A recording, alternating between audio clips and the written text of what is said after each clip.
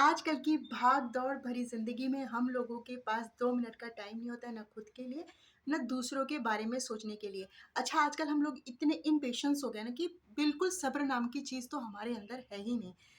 अब हम road cross करते हैं, वहाँ पर भी देखना कई लोग जो है रेड लाइट को फ़ॉलो ही नहीं करते, मानते ही नहीं और अपनी गाड़ी को लेके वहाँ से चल देते हैं। ऐसे ही आप रेलवे क्रॉसिंग पे देखिए, हर जगह यही हाल है। हम फ़ोन पे बात करते रहते हैं, हमारे पास इतना टाइम नहीं है कि अब हम अपने जहाँ पर हमें जाना है, वहाँ पहुँचकर आराम से बात करेंगे। लेकिन हमें सब्र नहीं है ना, हम फ़ोन पे सड़क पर चलते-चलते ही फ़ोन पे बात करते हैं, भले हमें पीछे से जो है कोई ठोक के चला जाए।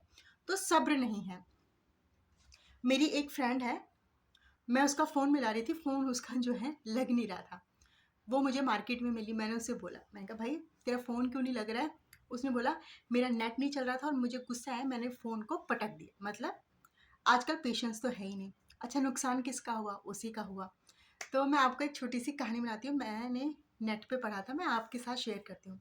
एक फैमिली होती है, भारत में उनका अच्छा खासा काम चल रहा होता है, लेकिन किसी कारणवश उनका काम जो है यहाँ से छूट जाता है। तो उनको ना विदेश में नौकरी मिल जाती है, वो विदेश चले जाते हैं 5 साल के लिए। उनकी एक 10 साल की बेटी होती है और उनकी वाइफ़ होती है, अच्छे खासे घर के लोग वो होते हैं। तो बस उनको काम के सिलसिले में बाहर जाना पड़ता है, तो वो बाहर चले जाते हैं अपनी फैमिली को यहीं भारत देश में छोड़कर और 5 साल के लिए। धीरे-धीरे समय बीतता गया और 5 साल पूरे हुए और वो जो है भारत आते हैं। भारत आते हैं तो एयरपोर्ट पे उतरते हैं, थोड़ी दूर पे ना उनको कुछ साधु बैठे थे, वो आपस में बातचीत कर रहे थे, कोई मंत्र जाप कर रहा था, कोई अपना मग्न था ध्यान पूजा में। तो वो आदमी सोचता है चलो मैं ना इतने दिनों के बाद आया हूँ, साधु जी के पैर छूता है, इनसे आशीर्वाद लेता हूँ। वो बैठते हैं और उनका आशीर्वाद लेने लग जाते हैं। तो बोलते हैं मुझे कुछ आप ना अच्छी बातें बताइए। तो बोलता है ठीक है, आप मुझे उसके बदले में भाई कुछ तो दक्षिणा देंगे? तो बोलते हैं पहले आप मुझे बताइए। तो बोलते हैं नहीं, पहले आप मुझे दक्षिणा दे दीजिए।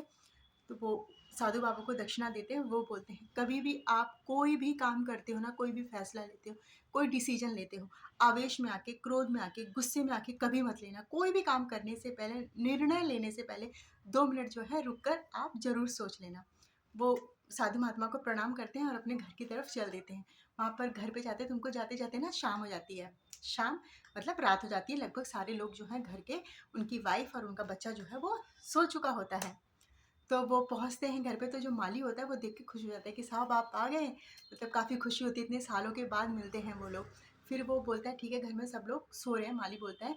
तो उसका मालिक बोलता है ठीक है, आप घर पीछे वाला दरवाज़ा खोल दीजिए, मैं वहाँ से घर में एंटर कर लेता हूँ, सो रहे हैं उनको डिस्टर्ब नहीं करना है।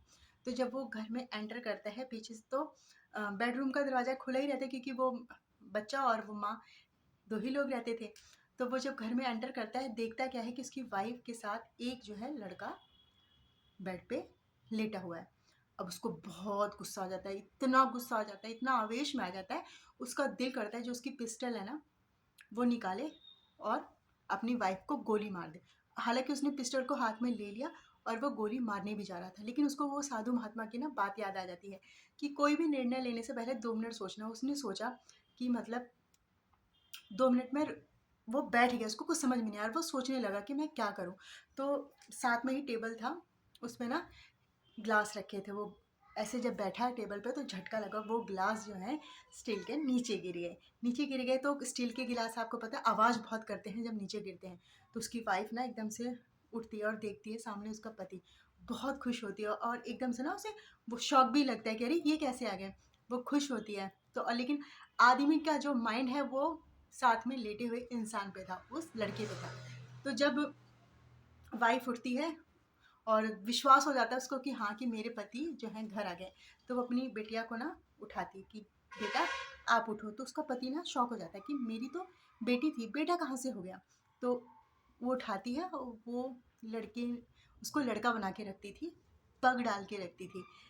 ताकि जो है लोगों को ये लगे कि उसके घर में एक जेंट्स है, एक लड़का है, एक आदमी है, क्योंकि ये समाज की मानसिकता तो आप लोगों को अच्छे से पता है। आप भी परिचित हैं, मैं भी परिचित हूँ। अगर घर में कोई आदमी ना हो, जेंट्स ना हो, तो लोग उस औरत को किस नज़र से देखते हैं। तो जब वो लड़की उठती है, क्योंकि वो 10 साल की थी, वो 15 साल में अच्छी-सी, 5 साल और हो गए तो 15 साल में अच्छी खासी वो बड़ी हो गई थी। तो जब वो उठती है, उसकी पग निकालती है, उसकी माँ बोलती है लो अपनी बेटी से मिलो, तो उस आदमी को ना अंदर से बहुत ग्लानि होती है। वो सोचता है कि मैं कितना गलत सोच रहा था अपनी वाइफ़ के बारे में, और ये तो मैं क्या सोच रहा था और क्या निकली। तो उसको ना साधु महात्मा की बात याद आती है कि कोई भी काम करने से पहले, कोई भी फैसला लेने से पहले, निर्णय लेने से पहले आपको 2 मिनट सोचना ज़रूर है। ठीक है, आप रेड लाइट क्रॉस करते हैं, ज़रूर सोचिए क्या मैं पार कर रहा हूँ? क्या उधर से गाड़ी आ गई तो अगर उसने मुझे टक्कर मार दी? घर पे लोग मेरा वेट कर रहे हैं, आपकी वाइफ़ है, आपके मम्मी-पापा हैं, आपके भाई-बहन हैं।